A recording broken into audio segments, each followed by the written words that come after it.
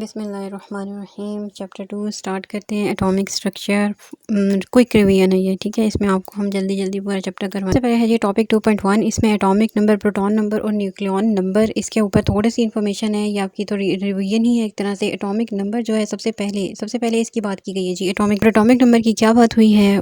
Simple ये कि भाई जो नंबर ऑफ द प्रोटॉन्स होंगे विद इन दी न्यूक्लियस, वो आपका कहलाएगा प्रोटॉन नंबर। और इसको आप रिप्रेजेंट किससे करेंगे? इसको आप कैपिटल जी से रिप्रेजेंट जी। उसके बाद आपके पास एक साइंटिस्ट का नाम आता है मॉसले। 1913 में इन्होंने ये काम किया था कि इन्होंने एक एक्सपेरिमेंट परफॉर्म किया था और उसमें इन्होंने महान काम किया था। इन्होंने क्या किया था कि डिफरेंट एक्सरेज प्रोड्यूस करवाई थी और वो डिफरेंट एक्सरेज डिफरेंट मेटल से प्रोड्यूस हो रही थी। इन्होंने उन एक्सरेज को स्टडी किया और उनकी फ्रीक्वेंसी मेजर की। उनकी फ्रीक्वेंसी का जो स्क्वायर रूट था, square root of their frequencies, mu का जो स्क्वायर रूट था इसने निकाला और उसके बाद इसने चेक किया तो इसको पता चला कि ये डायरेक्टली प्रोपोर्शनल है एटॉमिक नंबर के। ये जो भी एटॉमिक नंबर है आपके पास डिफरेंट मेटल्स का, उसके साथ उसके स्क्वायर रूट के साथ उसकी जो फ्रीक्वेंसी एक्सरेज की निकल रही है डायरेक्ट रिलेशन में है। तो इस तरह करके जिन मेटल्स का एटॉमिक नंबर मालूम नहीं था तो उनका भी एटॉमिक नंबर मालूम किया गया। तो इनका काम बहुत ही ज़्यादा सुपीरियर रहा है, इंपॉर्टेंट है। I am making a star over here, सही है। न्यूक्लियन नंबर जो है वो क्या एक्सप्लेन करता है? वो आपको बताएगा नंबर, जो मैस नंबर है वो बताता है, यानी कि sum of the number of protons and the neutrons within the nucleus. आपको दोनों का सम पता चलेगा कि न्यूट्रॉन का और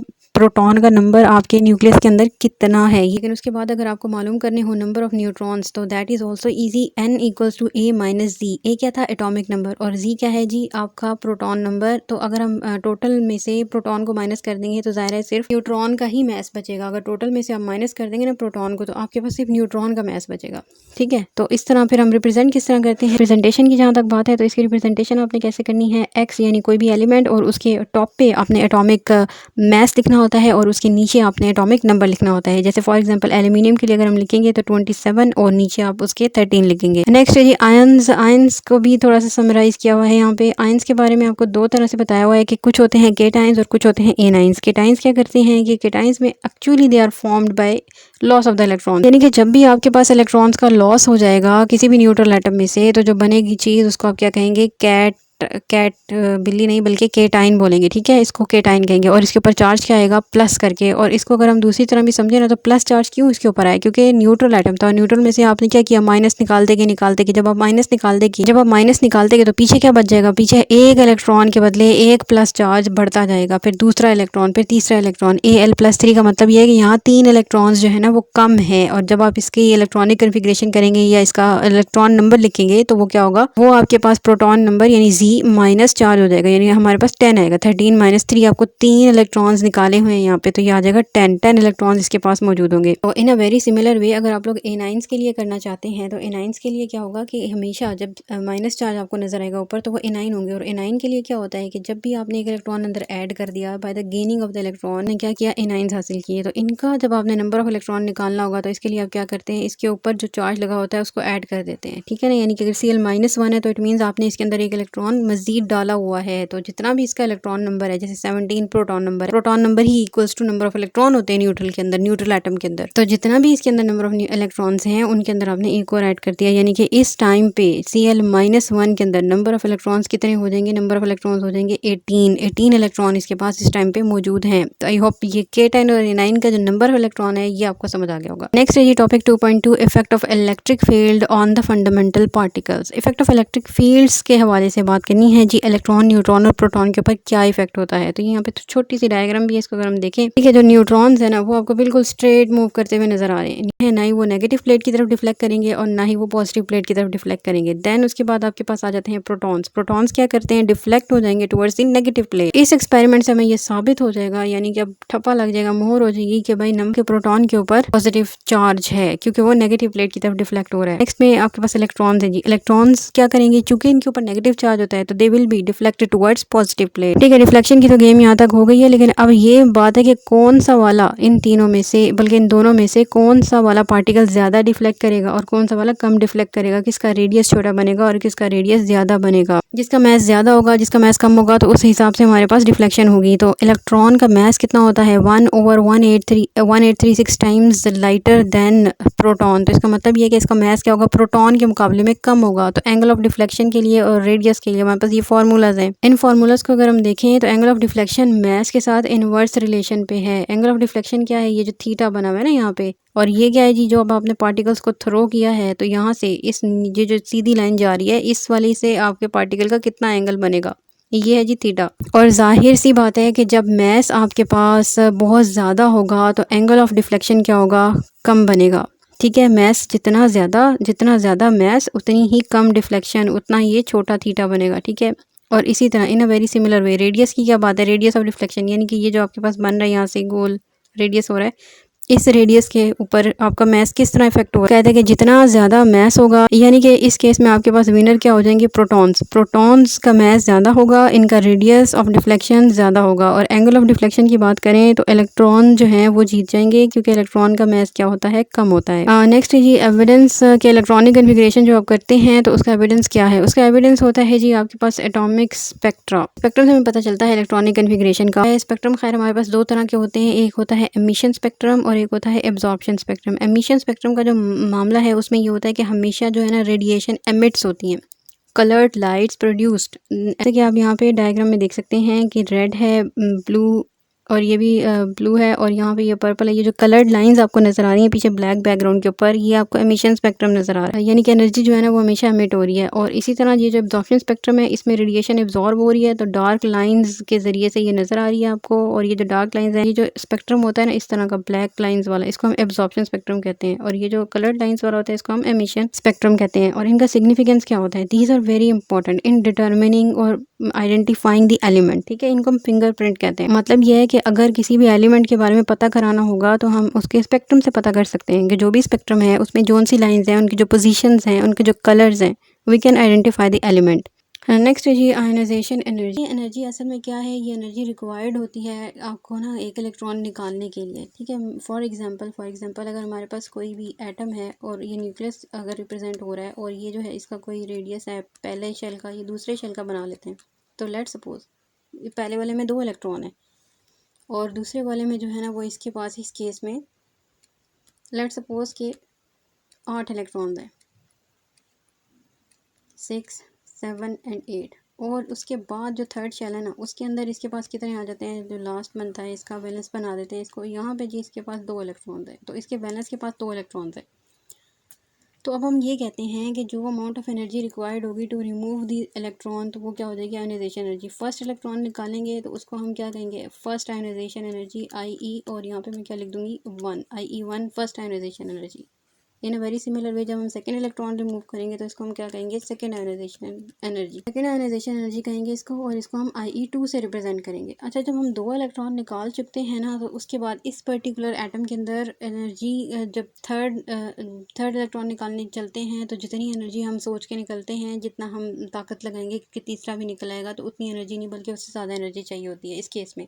तो आयनाइजेशन एनर्जी का ना यहाँ पे आपके पास एक प्रैक्टिकल इसका यूज़ है कि आप आयनाइजेशन एनर्जी जो पढ़ते हैं तो उसका फ़ायदा क्या होता है। ठीक है, जितने भी एटम्स हैं, जितने भी एलिमेंट्स हैं, उनकी जो वैलेंस इलेक्ट्रॉनिक कन्फिग्रेशन है या number of electrons in the valence shell, वो आपको पता चलते हैं आयनाइजेशन एनर्जी से। आयनाइजेशन एनर्जी आपको बताती है, आयनाइजेशन एनर्जी ने आपको बताना है कि वैलेंस शेल में कितने इलेक्ट्रॉन्स मौजूद हैं। अगर आपकी एनर्जीज़ के अंदर गैप बहुत ज़्यादा आ जाता है, जिसको हम कहते हैं large jumps in the graph, जो भी ग्राफ आपको बनता है उसके अंदर बहुत ज़्यादा गैप आ जाता है, इसको हम कहते हैं कि यहाँ पे अब क्या आ गया, यहाँ पे एक शेल ख़त्म हो गया।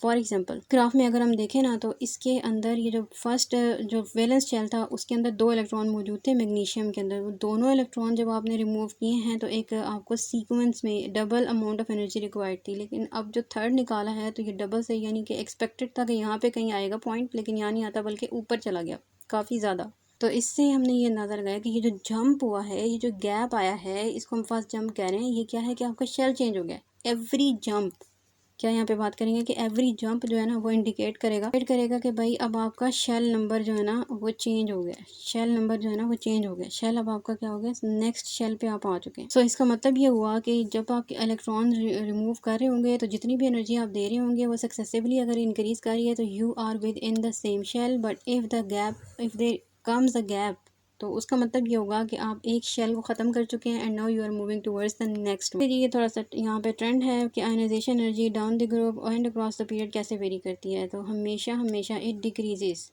डाउन द ग्रुप, और उसका रीज़न ये होता है कि when we move down the group the size increases and as a result of this increase in the size distance between the electron and the nucleus increase करता है। और इसका मतलब ये हुआ कि आपका जो अट्रैक्शन होगा वैलेंस इलेक्ट्रॉन के ऊपर या उस इलेक्ट्रॉन के ऊपर जो आप फिलहाल रिमूव करना चाह रहे हैं वो कम हो जाएगा न्यूक्लियस का। तो इसलिए आपको थोड़ा सा भी एनर्जी देने से इलेक्ट्रॉन निकल आएगा। इलेक्ट्रॉन को निकालने के लिए आपको ज़्यादा मेहनत नहीं करनी पड़ेगी। Across the period, ionization energy actually increases because of the increase in the nuclear charge size। और साइज का यहाँ पे ये होता है कि साइज स्मॉल हो जाता है, और वो भी क्यों स्मॉल होगा, because of the increase in the nuclear charge and the reason कि शेल आपका हमेशा सेम है। No shielding effect increase and as a result the electrons are held more strongly more tightly and you need large amount of energy to remove the electron. Next है जी very very important your quantum numbers. Quantum numbers are very important. Okay, we have 4 quantum numbers. ये जो first 3 है ना, ये जो azimuthal principal magnetic quantum number, these are actually the solutions of Schrodinger wave equation. But spin जो है ना, ये आपकी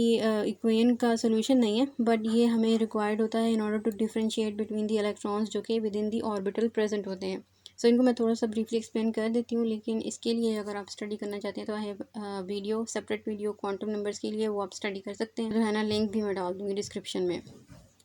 Anyhow, principal quantum number जो है ना, it is represented with small n and it what it describes size and energy। हमेशा आपके ऑर्बिटल का साइज और एनर्जी ये बताएगा। इसको एक्सप्लेन करने के लिए एग्जांपल मेरे पास जो कॉमन एग्जांपल है वो ये है कि जैसे आपकी क्लास है और क्लास में लेट सपोज हम मान लेते हैं कि जो पहली रो है जहाँ स्टूडेंट्स बैठे हुए वो पहला शेल है, फिर सेकेंड रो, फिर थर्ड रो, इसी तरह ये शेल्स को अगर हम इक्वल मान, जितनी ज़्यादा रोज हैं जितनी ज़्यादा शेल्स हैं उतनी ज़्यादा साइज हो जाएगा क्लास का। तो इसीलिए हम कहते हैं कि साइज और एनर्जी जो है ना वो आपको प्रिंसिपल क्वांटम नंबर बताता है। मैक्सिमम नंबर ऑफ इलेक्ट्रॉन्स निकालने में तो फार्मूला होता है 2n², और वैल्यू इसकी वेरी करती है 1 टू सो ऑन, और 1 जो है वो रिप्रेजेंट करता है पहले शेल को जिसको हम k से रिप्रेजेंट करते हैं, देन हमारे पास l, फिर हमारे पास m, शेल जो है वो सो ऑन चलते जाते हैं। फिर हमारे पास है azimuthal quantum number which actually tells you about the shape के बारे में बताएगा, और इसकी वैल्यूज जो है ना वो वेरी करती हैं 0 से लेके मतलब n-1 में होती हैं इसकी वैल्यूज़। हमेशा आप l की वैल्यू अगर निकालना चाहते हैं तो ये एक्चुअली मूव फ्रॉम n-1, तो ये 0 से स्टार्ट करेंगी और सो ऑन ये आगे जाती रहती हैं, और ये कभी भी इक्वल टू n नहीं होंगी, इसको समझें, क्योंकि ये शेल के अंदर की सब शेल की बात है। You are within the shell and you can not be equal to the shell. So l की वैल्यू 0 है,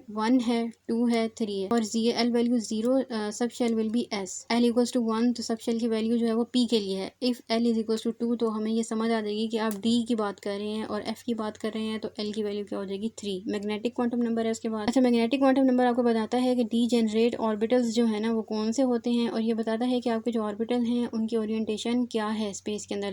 लाइक फॉर एग्जांपल अगर आपके पास p है और आप p ऑर्बिटल की बात कर रहे हैं, तो p जो है ना इसकी ओरिएंटेशन क्या होती है, 3 तरह की, px हो जाता है, py हो जाता है, और फिर pz हो जाता है। 3 तरह की इनकी ओरिएंटेशन हो जाती हैं along x axis, y axis and z axis, और इसकी वैल्यू क्या होती है, -l से वेरी करेंगी, यानी -1, 0 एंड +1, इस तरह इसकी वैल्यूज होती हैं। और नंबर ऑफ ऑर्बिटल्स शेल के अंदर निकालने हो तो 2l + 1, ये जो है ना आपके पास इसका फॉर्मूला है, आप निकाल सकते हैं। देन आपके पास है स्पिन क्वांटम नंबर। तो स्पिन क्वांटम नंबर आपको जस्ट ये बताएगा कि आपके इलेक्ट्रॉन की स्पिन क्या है, यानी जब आप पहुंच जाते हैं इलेक्ट्रॉन्स के पास तो ऑर्बिटल के अंदर 2 इलेक्ट्रॉन मौजूद हैं, उन दोनों के बीच में डिफरेंशिएट करने के लिए you need spin quantum number. Okay, quickly यहाँ से देख लेते हैं कि principal quantum number if the orbital is k, n की वैल्यू क्या हो जाएगी 1, और वहाँ पे आपके पास जो सब शेल होगा वो सिर्फ और सिर्फ s ही होगा, 0 वैल्यू हो जाएगी, n-1 यूज करें। फिर जी आपके पास मैग्नेटिक क्वांटम नंबर, वो अगर आप 0 + 1 करें -1 करें वो 0 ही रहेगा, तो यहाँ पे m की वैल्यू क्या आ जाएगी 0। फिर इसके अंदर मौजूद इलेक्ट्रॉन्स के लिए +½ and -½ you will write n equals to 2, l shell हो जाएगा, और उसके अंदर अगर n की वैल्यू 2 है ना तो आपके पास l की वैल्यूज भी 2 ही होंगी, यानी कि एक s हो जाएगा और एक क्या हो जाएगा p हो जाएगा। अगर n 3 है तो इसका मतलब ये होगा कि 3 सब शेल्स की आप बात करेंगे। n की वैल्यू अगर 4 है मतलब ये होगा कि आपके पास 4 जो है s p d और f चारों मौजूद हैं, ठीक है, वो फिर 0 1 2 3 इस तरह हो जाएगा, और ये भी 0 1 2 से स्टार्ट हो रहा है, 0 से स्टार्ट हो रहा है, आगे कॉरेस्पॉन्डिंग p के लिए 0 +-1, और इसी तरह इनकी वैल्यूज आगे से चेंज होती जाएंगी। और spin quantum number is +½ and -½ always. Number of electrons आप अपने फॉर्मूले से भी निकाल सकते हैं, और जो आपके पास सब शेल्स होते हैं उनके अंदर मैक्सिमम 2 आते हैं, और जो शेल्स की अगर हम बात करें तो k में 2 एल में 8, 18 और फिर लास्ट 32 होते हैं। Next the shapes of orbitals. Shape जो है ना वो आपके पास डिफरेंट सबशेल्स की डिफरेंट होती हैं। Like for example if you have S, तो एस के लिए आपके पास स्फेरिकल होती है विच इज़ नॉन डायरेक्शनल। ये कोई एक्स वाई और जी एक्सिस के ऊपर नहीं होती, just a spherical shape you can see here. And for the P orbitals you have three orientations. You have 3 degenerate orbitals. ये तीनों हैं एक ही एनर्जी के ऊपर होते हैं, लेकिन एनर्जी सेम है मगर इनकी ओरिएंटेशन डिफरेंट होती है। कोई पी एक्स के ऊपर होगा, कोई पी वाई के ऊपर होगा और कोई पी जी के ऊपर होगा। ठीक है, इस तरह ये तीनों जो है ना इनकी डिफरेंट ओरिएंटेशन है। देन आपके पास डी आ जाता है। डी में क्या है, डी में आपके पास 5 अदर डिफरेंट किस्म के सबशेल्स हैं, यानी कि यहाँ पे 5 डीजेनरेट ऑर्बिटल्स हैं। और इसकी जो शेप है ना उसको आप क्लोवर लीफ शेप डिफाइन करते हैं। 5 ओरिएंटेशंस हैं, 5 ऑर्बिटल्स, 5 सबशेल हैं तो 5 ओरिएंटेशन है। और उसके बाद एफ में 7 डिफरेंट ओरिएंटेशन आती हैं। आप के एफ इस लेवल पे हमने उसको नहीं पढ़ना, तो हम उसको कम्प्लेक्स शेप कह देंगे। नेक्स्ट है जी इलेक्ट्रॉनिक कन्फिग्रेशन। इलेक्ट्रॉनिक कन्फिग्रेशन निकालने के लिए एक सेपरेट वीडियो भी है, तो आप वो भी देख सकते हैं, लेकिन यहाँ पे हम क्विकली देखेंगे। ठीक है, हम ये नहीं सीखेंगे कि हमने लिखनी कैसे है, जस्ट मैं रूल्स को रिवाइज कर। तो एवर प्रिंसिपल जो है वो ये क्या एक्सप्लेन करता है, वो एक्सप्लेन करता है कि आपने इलेक्ट्रॉन्स को किस ऑर्डर के अंदर फिल करना है। एवर प्रिंसिपल कहता है कि भाई ABCD, यानी कि पहले सबसे फर्स्ट जो एनर्जी है जिसकी कम है उसको आप पहले फिल करें, जिसकी एनर्जी ज़्यादा है जो बाद में आ रहा है उसकी एनर्जी ज़्यादा है उसको आप बाद में फिल करें। तो ये ऑर्डर बना देता है 1s 2s 2p। ठीक है, इस ऑर्डर को वो बना देता है और कहता है कि ये ऑर्डर है और इसके अंदर ही आपने जो है ना वो इलेक्ट्रॉन्स को फिल करना है। इसको हम एक और नाम भी देते हैं n+n रूल भी कहते हैं, यानी कि you can actually find the value n by putting the value of n and l, कि जिसकी एनर्जी कम है वो पहले है और जिसकी एनर्जी बाद में वो बाद में आ रहा है। यानी ये n+l की वैल्यू को प्लस करो तो आंसर आएगा। अच्छा, ये जो इसने ट्रेंड लिखा है ना इसको शॉर्टकट मैं बता देती हूँ कि इसने कैसे बनाया। इसके लिए ना एक ट्रिक ये है कि आप पहले s लिखें, s ऑर्बिटल, फिर आपके पास p है, फिर आपके पास d है और फिर आपके पास क्या है, f है। 4 ऑर्बिटल्स हैं। तो आपने क्या करना है, 2 दफ़ा एक को लिख लेना है और फिर आपने क्या करना है कि इधर से ना इधर की तरफ मूव करना है। ठीक है, तो पहले मेरे पास s है, मैं s को 2 दफ़ा लिखा। ठीक है, मैंने क्या लिखा, 2 दफ़ा s को लिख लिया। फिर उसके बाद s और p है ना, p और s ये अब मैंने लिखना है 2 दफ़ा, ps लिख दिया। फिर इसको दोबारा लिख दूँगी ps। ठीक है, फिर उसके बाद आपने डी से स्टार्ट कर देना है। अब क्या बनेगा, DPS लिख दिया, फिर दोबारा DPS लिख दिया 2 दफ़ा। ठीक है, और उसके बाद इसी तरह फिर F आ जाएगा तो FDPS हो जाएगा, फिर हम FDPS लिख देंगे 2 दफ़ा। तो इस तरह ना ये पूरा एक ट्रेंड आ जाएगा आपके पास, FDPS। अब ये जो मैंने लिखा है ये आप यहाँ से नीचे से देख सकते हैं, सेम वही है। ठीक है, 2 दफ़ा S है, 1s एंड 2s। S जो है वो स्टार्ट होता है ना, S की वैल्यू होती है 1 से स्टार्ट होता है, तो पहले शेल से स्टार्ट हो जाता है। तो इसीलिए S को हम 1 से स्टार्ट करते हैं नंबर देना। तो 1 2 3 आपने इसको दिया, 4 आपने इसको दिया, फिर 5s, फिर 6s, इस तरह। और फिर जब आपने s के बाद p की बारी आएगी तो p को आपने 2 से स्टार्ट किया, 2p 3p सो ऑन। इसी तरह d को आपने स्टार्ट किया, थर्ड शेल में वो होता है तो 3 से स्टार्ट करेंगे। तो इस तरह ये आपके पास एक सीक्वेंस बन जाता है, आप इसमें इलेक्ट्रॉन्स फिल कर सकते हैं। एक याद रखने के लिए एक ट्रिक है। देन हमारे पास है पॉलेस एक्सक्लूजन प्रिंसिपल। पॉलेस एक्सक्लूजन प्रिंसिपल ये कहता है कि जब भी आपके पास फिल होंगे ना सब शेल्स, ये ऑर्बिटल्स, तो उनके अंदर जो इलेक्ट्रॉन्स आपने डालने हैं उनको ऑपोजिट स्पिन होनी चाहिए, यानी स्पिन क्वांटम नंबर उनका क्या होगा, डिफरेंट होगा, उनकी स्पिन क्या होगी, ऑपोजिट होगी। तो इसको हम ये कह सकते हैं कि दो इलेक्ट्रॉन्स की क्वांटम नंबर्स की वैल्यू सेम नहीं हो सकती। आपके पास है हुन्स रूल। हुन्स रूल जो है ना ये डीजेनरेट ऑर्बिटल्स की फिलिंग के लिए इस्तेमाल होता है, और इसमें आप ये कहते हैं कि जब भी डीजेनरेट ऑर्बिटल्स हैं और खाली मौजूद है तो आपने इलेक्ट्रॉन्स को ऐसे फिल करना है कि उनकी स्पिन पैरेलल रहे और ये ना हो कि आप उसको पेयर अप करें। फॉर एग्जांपल यहाँ पे आप देखें कि आपके पास 3 तरह के ना ऑक्सीजन, कार्बन और नाइट्रोजन, 3 जो है वो एटम्स हैं, इनकी फिलिंग हो रही है। अब वो कह रहे हैं कि यहाँ पे जो इसने फिलिंग की है ना 2px 2py और 2pz के अंदर, इस फिलिंग को अगर हम गौर से देखें तो इस फिलिंग में बजाय कि हम इसको दोनों इलेक्ट्रॉन्स को हम एक में डाल देते हैं, हमने क्या किया है कि हमने px के अंदर एक इलेक्ट्रॉन डाला है, py के अंदर एक इलेक्ट्रॉन डाला है, यानी कि इनको अलग अलग रखा है। इसी तरह 2px 2py 2pz को जब नाइट्रोजन के केस में फिल किया है तो इनको भी सेपरेटली फिल किया है, बजाय कि हम इनको पेयर अप कर लेते। लेकिन अब ऑक्सीजन के केस में आपके पास ऑप्शन कोई नहीं है, तो अब आपने जब तीनों फिल हो चुके हैं अनपेयर होके, तो उसके बाद आपने 2px के अंदर एक और इलेक्ट्रॉन डाला है। तो इस तरह से आपने इलेक्ट्रॉन्स की फिलिंग करनी है। ये फिलिंग ठीक है according to the Hund's electronic configuration of ions and free radicals. Ions के हवाले से थोड़ी सी बात हो चुकी है। केटाइंस होते हैं जिसमें इलेक्ट्रॉन्स कम होते हैं, और एनाइंस होते हैं जिसमें इलेक्ट्रॉन्स थोड़े से एक्स्ट्रा आ जाते हैं। ठीक है, जैसे अब आपके पास Ti+2 इसकी इलेक्ट्रॉनिक कन्फिग्रेशन आप लिख रहे हैं, तो +2 का मतलब ये है कि 4s अब यहाँ पे मेंशन नहीं होगा, तो ये सिर्फ ये बनेगा 3d2।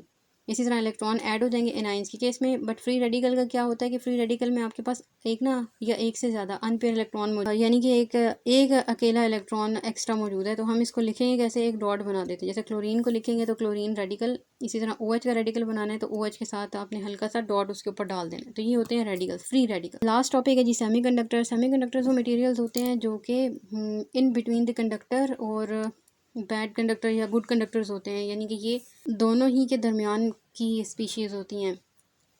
अच्छा, तो कह रहे हैं कि फॉर्मेशन कैसे की जा सकती है, डिपेंड करता है जी कि आपके पास वैलेंस इलेक्ट्रॉन्स कितने हैं। अगर सिलिकॉन की बात करें तो 4 उसके पास वैलेंस इलेक्ट्रॉन्स मौजूद होंगे। तो आपने क्या करना है जी, इसके डोपिंग कर लेनी है। या तो 4 से कम कोई ऐसा आइटम डालना है सिलिकॉन के अंदर जिसके पास नंबर ऑफ इलेक्ट्रॉन्स 4 से कम हो, वो बनाएगा P टाइप सेमीकंडक्टर। और अगर उसके पास 4 से ज़्यादा होंगे तो वो क्या बना लेगा, उसके इलेक्ट्रॉन ज़्यादा होंगे ना, तो वो क्या बना लेगा, उसको हम कहेंगे नेगेटिव या N टाइप कंडक्टर। अब 5 इलेक्ट्रॉन्स वाला पेंटावेलेंट एटम यानी कि फॉस्फोरस फॉर एग्जांपल हम डाल दें तो इससे क्या हो जाएगा कि एक इलेक्ट्रॉन इजाफी हो जाएगा, तो ओवरऑल चार्ज आ जाएगा नेगेटिव।